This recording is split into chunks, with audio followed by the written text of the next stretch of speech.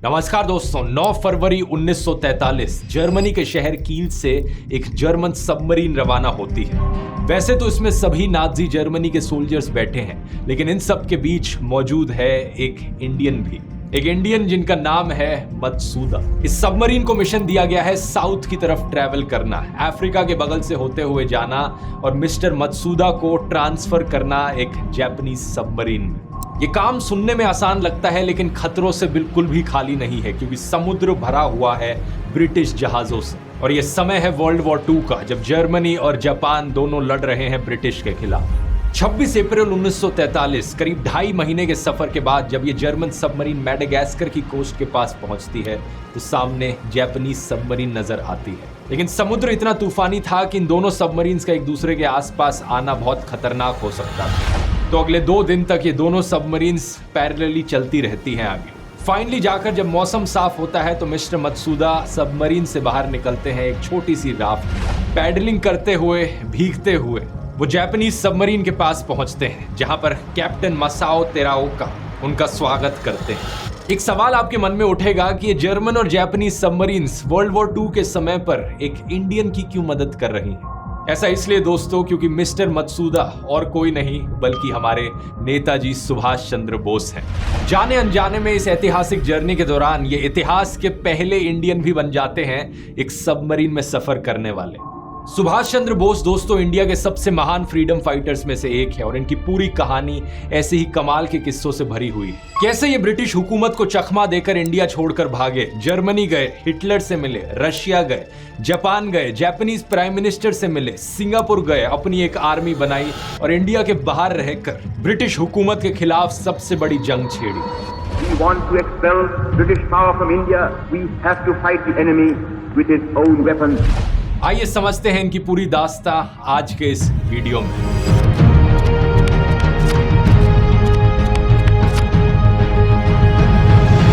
अपनी कहानी की शुरुआत करते हैं साल 1939 से, वो साल जब वर्ल्ड वॉर 2 की शुरुआत हुई। वाइसरॉय लॉर्ड लिनलिथगो ने इंडिया के बिहाफ पे भी वॉर डिक्लेयर कर दी बिना किसी इंडियन से कंसल्ट किए। कांग्रेस के लिए ये बड़ी एम्बैरेसमेंट वाली बात थी, और गवर्नमेंट ऑफ इंडिया एक्ट के तहत कांग्रेस के पास कुछ मिनिस्ट्रीज का कंट्रोल था, तो कांग्रेस ने उन सभी पोजीशन से रिजाइन कर दी। इस समय के बीच सुभाष चंद्र बोस अपनी खुद की पार्टी ऑर्गेनाइज कर रहे थे, द फॉरवर्ड ब्लॉक। हालांकि ये पार्टी कांग्रेस के बीच से ही निकली थी, लेकिन साल 1940 तक आते आते इसको कांग्रेस के मुख्य संगठन से अलग कर दिया गया था। इसके पीछे 2 कारण थे। पहला ये कि सुभाष चंद्र बोस कुछ ज्यादा ही लेफ्टिस्ट विचारधारा के बन रहे थे, जो कांग्रेस के बाकी लीडर्स को पसंद नहीं आ रहा था। इस चीज की बात मैंने डिटेल में गांधी वर्सेस बोस वाले वीडियो में करी है, लिंक डिस्क्रिप्शन में अगर आपने नहीं देखा है। और दूसरा कारण था कि बोस चाहते थे सेकेंड वर्ल्ड वॉर का इस्तेमाल किया जाए इंडिया के बेनिफिट के लिए। वो जल्दी से एक्शन लेना चाहते थे, और कांग्रेस से अलग होना उनके लिए एक नेसेसिटी बन गई थी। जुलाई 1940 कैलकाटा में बोस एक मार्च लीड कर रहे थे, जिसके चलते उन्हें ब्रिटिश हुकूमत के द्वारा अरेस्ट कर लिया जाता है। जेल में रहकर वो सरकार की ताकत को चैलेंज करते हैं एक हंगर स्ट्राइक लॉन्च करके, रिलीज मी और आई शैल रिफ्यूज टू लिव।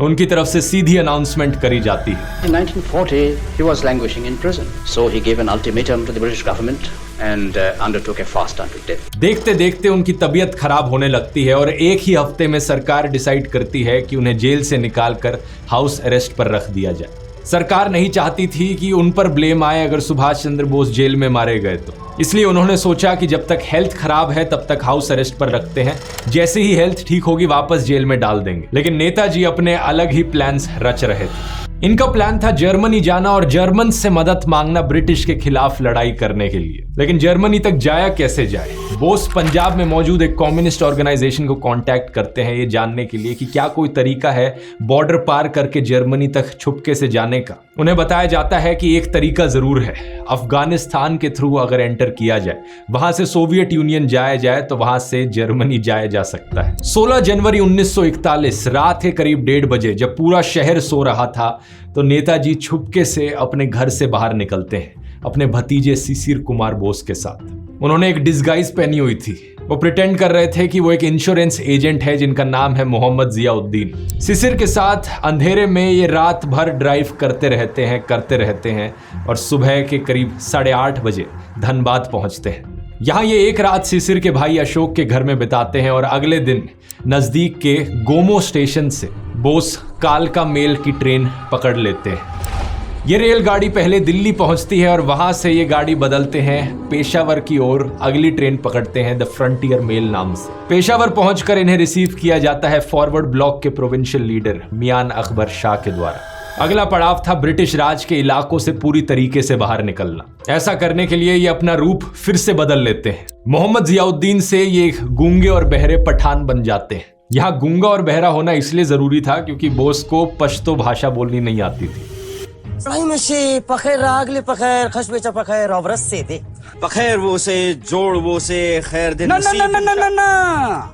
मुंह खुलते राज भी खुल जाएगा। तो बॉर्डर पर कोई भी चेक करने आए तो उनके साथ चलने वाला पश्तो बता दे कि ये बगल वाला पठान तो गूंगा और बहरा है। ये एक और फॉरवर्ड ब्लॉक के लीडर भगत राम तलवार के साथ ट्रैवल करते हैं और दोनों प्रिटेंड करते हैं कि अफगानिस्तान में अद्दा शरीफ की श्राइन पर जा रहे हैं, प्रार्थना करने की इन्हें बोलना और सुनना आ जाए। 26 जनवरी साल 1941 गाड़ी के जरिए पेशावर से निकलते हैं ये, और शाम तक ब्रिटिश एम्पायर का बॉर्डर क्रॉस हो चुका था। 29 जनवरी की सुबह तक वो अड्डा शरीफ पहुंच जाते हैं और ट्रक्स और टंकों की मदद से काबुल तक का सफर पूरा करते हैं।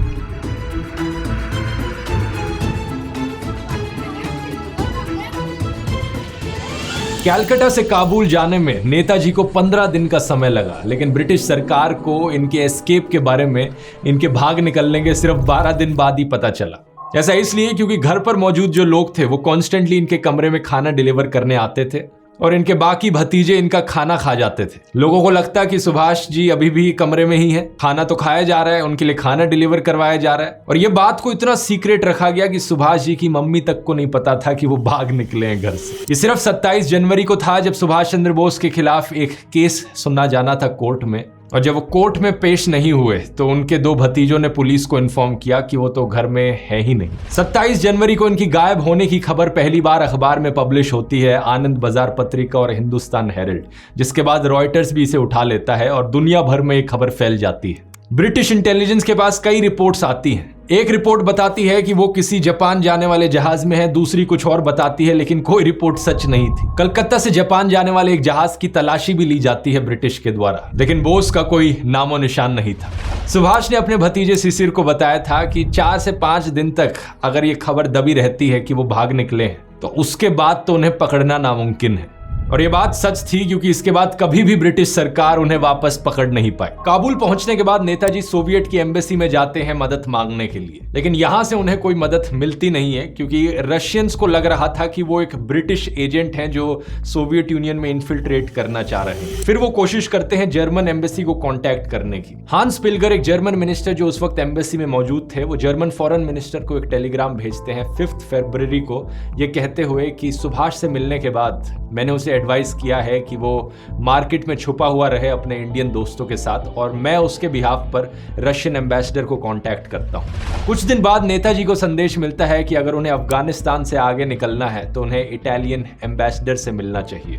22 फरवरी साल 1941 को यह मीटिंग होती है। 10 मार्च को बोस को कहा जाता है कि एक नया इटालियन पासपोर्ट बनवा लो। बोस को एक नया इटालियन पासपोर्ट दिया जाता है एक नई इटालियन आइडेंटिटी के साथ। ये फोटो लगी थी उनके इटालियन पासपोर्ट पर और अब उनका नाम था ऑरलैंडो माजोट्टा। इस बीच ब्रिटिश सरकार ने एक इटालियन डिप्लोमेटिक कम्युनिकेशन को इंटरसेप्ट किया था और उन्हें यह पता लग गया था अब कि बोस काबुल में है। उन्हें यह भी पता लग गया कि वो जर्मनी जाने की सोच रहे हैं मिडिल ईस्ट के थ्रू। तो ब्रिटिश इंटेलिजेंस के 2 स्पेशल ऑपरेशंस एग्जीक्यूटिव को एक काम दिया जाता है टर्की में, बोस को ढूंढो और उन्हें जर्मनी पहुंचने से पहले ही मार डालो। लेकिन नेताजी एक कदम आगे थे, उन्होंने मिडिल ईस्ट के थ्रू जाने वाला रास्ता कभी लिया ही नहीं। उल्टा वो मॉस्को पहुंच गए अपनी नई इटालियन आइडेंटिटी के साथ। मॉस्को पहुंचकर वो फाइनली एक ट्रेन पकड़ते हैं बर्लिन की ओर और 2 अप्रैल 1941 को पहुंच जाते हैं जर्मनी की राजधानी बर्लिन में। यहां 3 मकसद थे नेताजी के।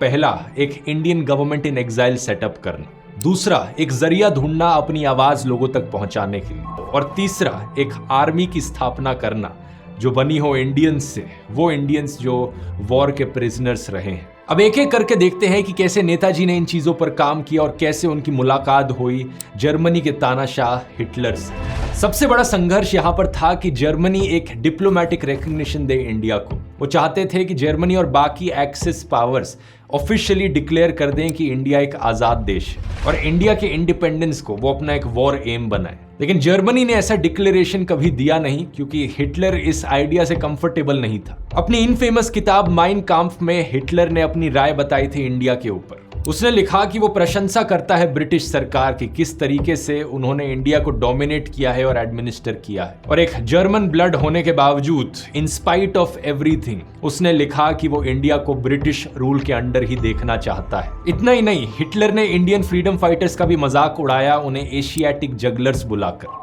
इंडिया की पूरी आजादी की लड़ाई हिटलर के लिए एक मजाक थी, लेकिन फिर भी हिटलर नेताजी सुभाष चंद्र बोस का इस्तेमाल करना चाहता था इस वॉर में ब्रिटिश के खिलाफ। नेताजी भी इस बात को जानते थे कि जो रिलेशनशिप है उनके और नाजी जर्मनी के बीच में, वो एक ट्रांजैक्शनल रिलेशनशिप है। दोनों को यहाँ पर अपना फायदा दिख रहा है, इसलिए ये रिलेशनशिप है, नहीं तो ये नहीं एग्जिस्ट करेगा। इस सोच से वो काम पर लग जाते हैं। वो प्लान्स बनाते हैं कि कैसे इंडिया एक्सिस पावर्स के साथ कोलैबोरेट कर सकता है। वो बर्लिन में फ्री इंडिया सेंटर की स्थापना करते हैं और फिर एक मेमोरेंडम सबमिट करते हैं वो हिटलर को, ये दिखाते हुए कि हिटलर अपनी आर्मी को लेकर इंडिया पर हमला बोले ताकि ब्रिटिश को वहां से हटाया जा सके, और ये ऐसा होगा कि ब्रिटिश एम्पायर के दिल पर हमला किया जा रहा हो। वो चीज़ों को थोड़ा तोड़ मरोड़ के दिखाने की कोशिश करते हैं हिटलर को उकसाने के लिए कि वो अपनी आर्मी को ले जाकर इंडिया में ब्रिटिश के खिलाफ फाइट करे, लेकिन कोई पॉजिटिव रिजल्ट इसका दिखता नहीं।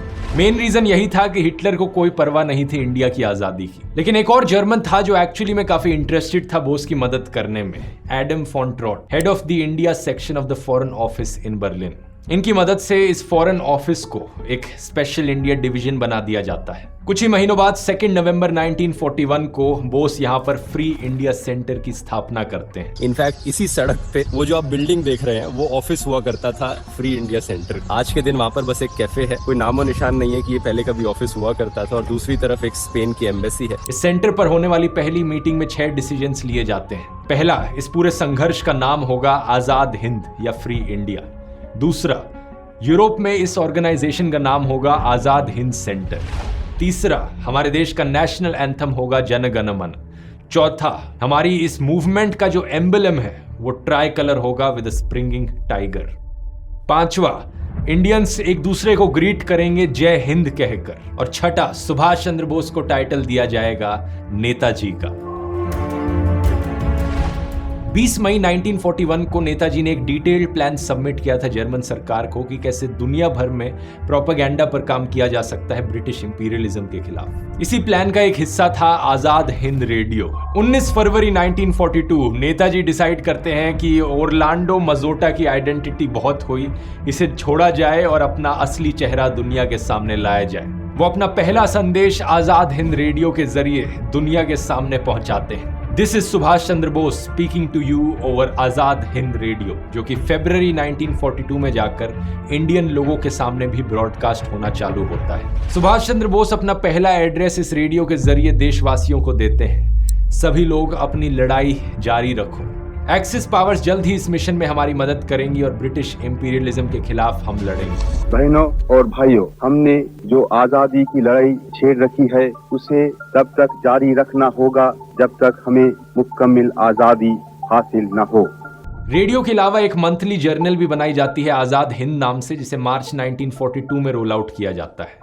कुछ ही दिनों के अंदर अंदर 5000 कॉपीज इसकी जर्मनी में सर्कुलेट करी जाती है। लेकिन तीसरा मकसद जो था, वहां पर प्रॉब्लम्स आ रही थी। बोस चाहते थे कि जो वो आर्मी खड़ी कर रहे हैं उसे इंडियन नेशनल आर्मी बुलाया जाए, लेकिन नाजी हुकूमत ने एक नई इंडिपेंडेंट आर्मी को मान्यता देने से इनकार कर दिया था। इसलिए इस मिलिट्री यूनिट का नाम रखा गया इंडियन लीजियन। बोस यहाँ पर 10,000 से ज्यादा प्रिजनर्स ऑफ वॉर से मिले, उनसे बातचीत करी। सबको तो वो कन्विंस नहीं कर पाए, करीब आधे लोग कन्विंस हो गए उनकी आर्मी ज्वाइन करने के लिए। तो इंडियन लीजियन की जो स्ट्रेंथ थी वो करीब 5000 लोग थी। ये आर्मी छोटी जरूर थी लेकिन कई मायनों में ऐतिहासिक थी, क्योंकि नेताजी अलग अलग धर्मों के, अलग अलग कास्ट के लोगों को इकट्ठा करने में सक्सेसफुल हो गए थे।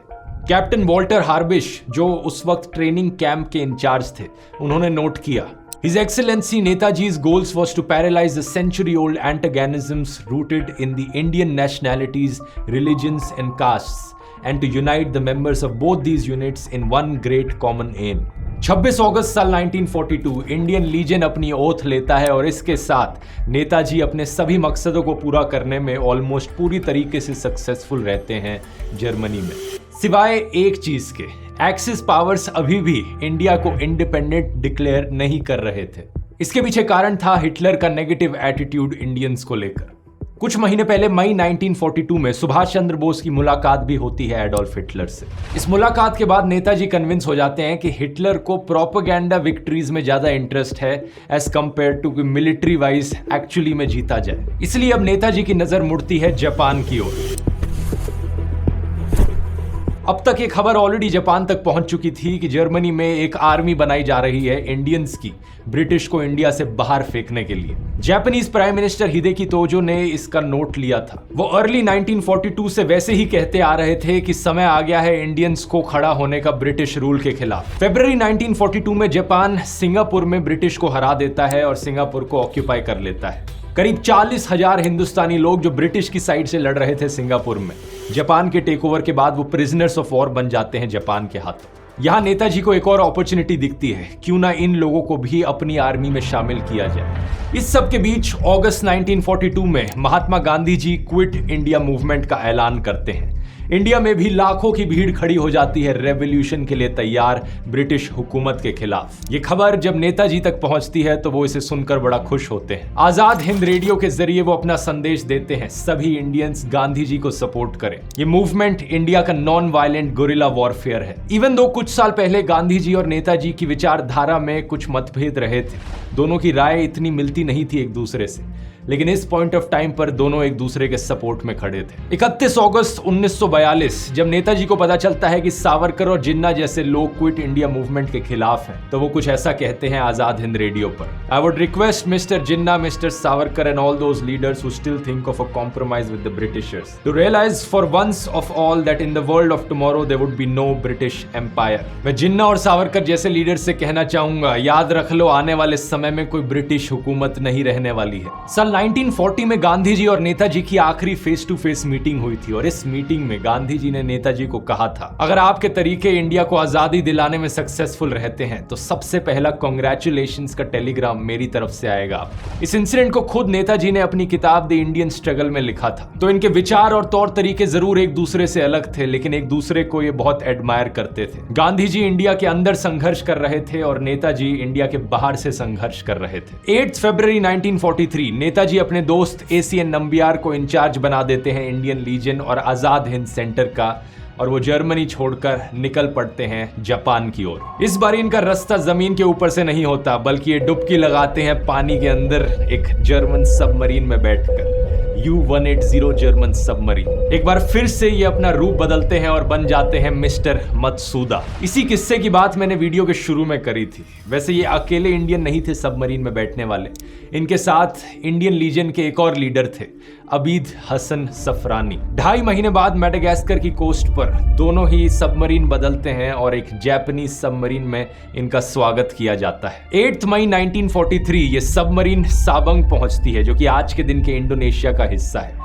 वहां से फ्लाइट पकड़ते हैं टोक्यो की ओर और 16 मई को जापान पहुंच जाते हैं। जापान के प्रधानमंत्री टोजो से 2 बार मुलाकात होती है नेताजी की, पहली 10 जून को और दूसरी 14 जून को। अपनी दूसरी मुलाकात में नेताजी ओपनली उनसे पूछते हैं, क्या जापान अपनी अनकंडीशनल मदद दे सकता है इंडियन इंडिपेंडेंस मूवमेंट को? मैं ये कंफर्म करना चाहता हूं कि अगर जापान हमारी मदद करे तो वो नो स्ट्रिंग्स अटैच्ड वाली मदद हो। जर्मनी में महीनों की कोशिश के बाद भी हिटलर नहीं माना था, लेकिन जापान में ये एक ही सवाल काफी था। टोजो इमीडिएटली मान जाते हैं कि वो नेताजी की मदद करेंगे और जापान का ये सपोर्ट पब्लिकली दुनिया के सामने दिखाया जाता है। 2 दिन बाद 16 जून को बोस जापानीज डाइट के 82nd एक्स्ट्राऑर्डिनरी सेशन को अटेंड करने जाते हैं और वहां पर प्राइम मिनिस्टर टोजो एक ऐतिहासिक एड्रेस देते हैं। इंडिया सदियों से इंग्लैंड के रूल के अंदर बना रहा है, हम यहाँ कंप्लीट इंडिपेंडेंस की एस्पिरेशन दिखाते हैं और कहते हैं कि जापान हर वो चीज करेगा जो करनी पड़े इंडिया को इंडिपेंडेंस दिलाने के लिए। मुझे यकीन है कि इंडिया की आजादी और प्रोस्पेरिटी ज्यादा दूर नहीं है। इसके बाद सुभाष चंद्र बोस की तरफ से एक स्टेटमेंट दी जाती है जिसे वीडियो पर रिकॉर्ड किया जाता है। बहुत कम असली वीडियो फुटेजेस रिकॉर्ड पर है हमारे पास नेताजी की, ये उनमें से एक है, देखिए जरा। India and Japan have in the past been bound by deep cultural ties which are about 20 centuries old. In recent times, these cultural relations have been interrupted because of the British domination of India. It is, however, certain that when India is free, these relations will be revived and will be destiny. In this connection, I should add that the statements made by Premier General Tojo on India since March 1942 and repeated by him before the Imperial Diet on the 16th June 1943 have made a profound impression on India and have greatly helped the Indian independence movement. Japan में सुभाष चंद्र बोस को invite करने वाले एक और freedom fighter थे rush Bihari Bose नाम से। यहाँ एक इंटरेस्टिंग फैक्ट बताना चाहूंगा आपको कि ये एक्चुअली में इंडियन नेशनल आर्मी के लीडर थे इस पॉइंट ऑफ टाइम पर। आपको सुनकर लगे ये कैसे हो सकता है, आईएनए तो नेताजी ने बनाई थी, लेकिन नहीं, आईएनए एक्चुअली में नेताजी के जापान जाने से पहले से ही एग्जिस्ट करती थी। पहली इंडियन नेशनल आर्मी को एक्चुअली में बनाया गया था जनरल मोहन सिंह के द्वारा फरवरी 1942 में, जब सिंगापुर जापान के हाथों गिरा। ये वाली आईएनए दिसंबर 1942 तक ऑपरेट करी, जिसके बाद मोहन सिंह ने इस आर्मी को डिसबैंड कर दिया क्योंकि जापानीज के साथ इनकी मतभेद हो रही थी। इसके पीछे कारण यह था कि जापानीज चाहते थे कि इंडियन नेशनल आर्मी उनके बिहाफ पर उनकी लड़ाई फाइट करे साउथ ईस्ट एशिया में, वही काम जो ब्रिटिश कर रहे थे। कई इंडियंस ने यह करने से मना कर दिया, तो इसलिए इन यूनिट्स को बंद कर दिया गया और मोहन सिंह को कस्टडी में ले लिया गया जापानीज के द्वारा।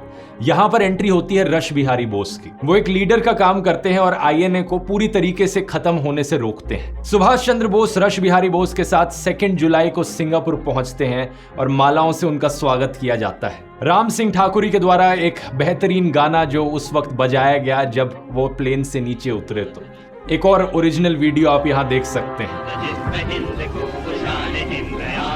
सुभाष जान हिंद है, सुभाष शान हिंद है, सुभाष जी वो जान हिंद। और यहाँ पर बची हुई आईएनए की कमांड सौंपी जाती है नेताजी को। ये एक बड़ा ऐतिहासिक पल था क्योंकि बहुत से इंडियंस इकट्ठे हुए थे सिंगापुर के पादांग में नेताजी को सुनने के लिए, और उनके द्वारा यहाँ पर एक बहुत ही कमाल का भाषण दिया जाता है। एक ऐसा भाषण जिसमें वो चलो दिल्ली का नारा लगाते हैं।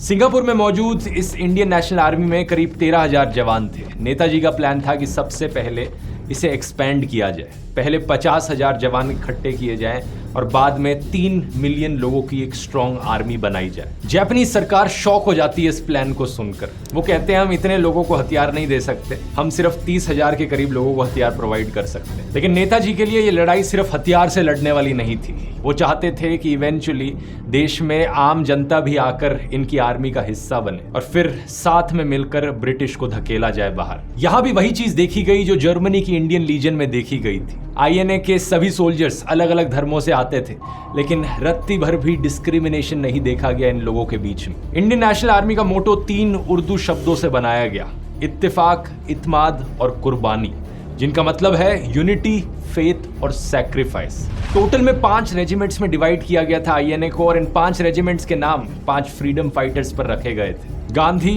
नेहरू, मौलाना आजाद, सुभाष और रानी ऑफ झांसी।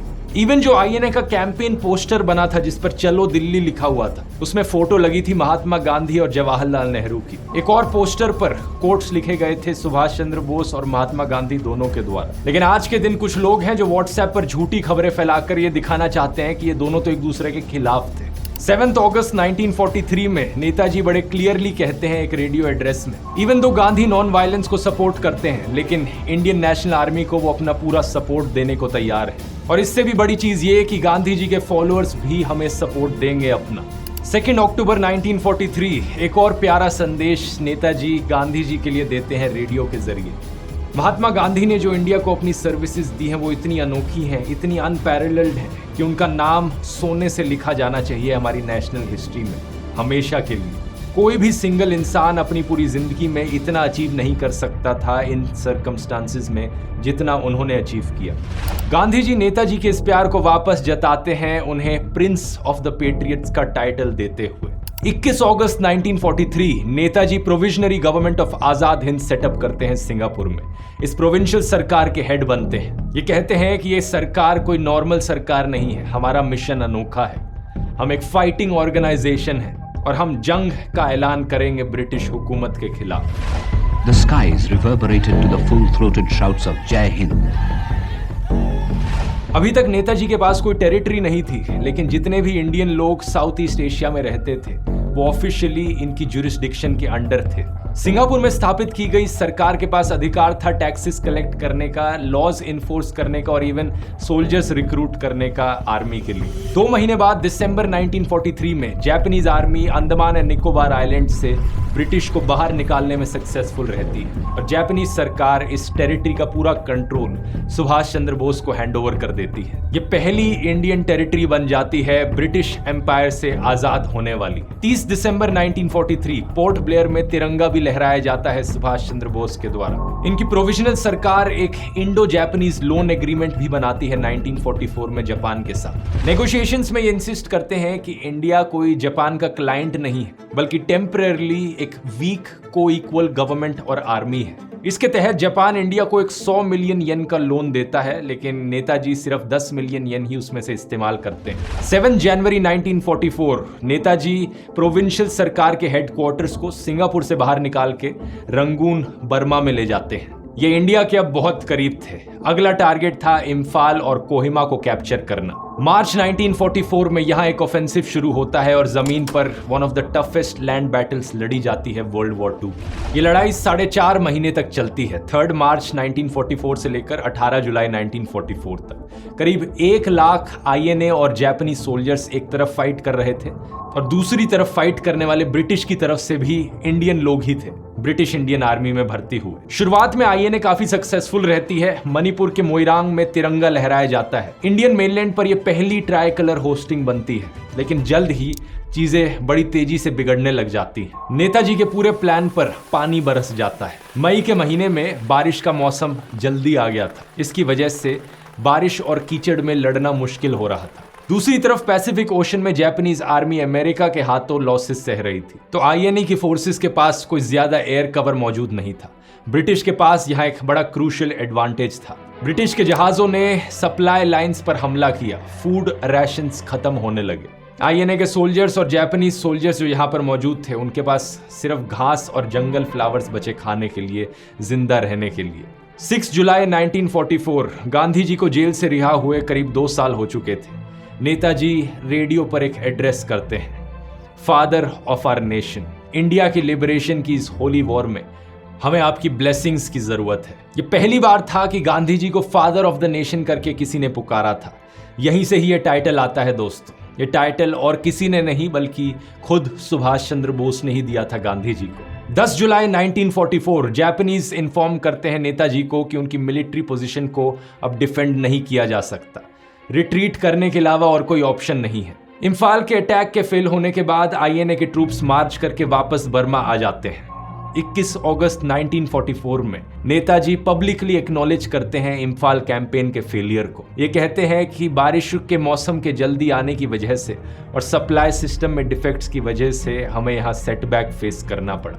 नेताजी इसके बाद वापस सिंगापुर लौट जाते हैं और INA को दोबारा से बिल्ड करने की कोशिश करते हैं। आगे क्या होता है, इस मूवमेंट को आगे कैसे कंटिन्यू रखा जाता है, नेताजी और क्या क्या करते हैं और INA के सोल्जर्स कैसे एक और इम्पोर्टेंट रोल निभाते हैं आगे चलकर इंडिया के इंडिपेंडेंस में, इन सब चीज़ों की बात करते हैं इस वीडियो के अगले पार्ट में, क्योंकि काफ़ी लंबा हो गया ये वाला वीडियो।